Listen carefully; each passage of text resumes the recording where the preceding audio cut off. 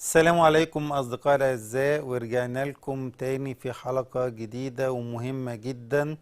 اتكلمنا في الحلقة السابقة عن مشكلة تساقط الشعر وأهم الأسباب واختلاف الشعر من شخص لشخص ومن شعب لشعب ولون الشعر واختلافه.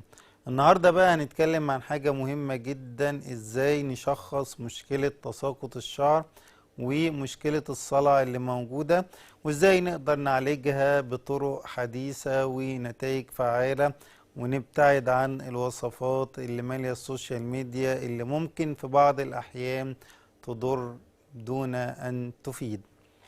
طيب، انت حضرتك بتعاني من مشكلة تساقط الشعر. عرفنا ان في معدل طبيعي وفي معدل مرضي، بمعنى هتبدأ شعرك تلاقيه يقع بكمية كبيرة جدا، او زي ما بتقول كده الست احيانا تيجي لما الشعر اللي وقع منها في كيس وتقول يا دكتور الشعر بتاعي بيقع ومش لاقياله نتيجة. اللي عملت فيلر او بوتوكس بعديها بكام يوم كده تلاقي الشعر بينزل معاها وهي بتصرخ بكميات رهيبة جدا.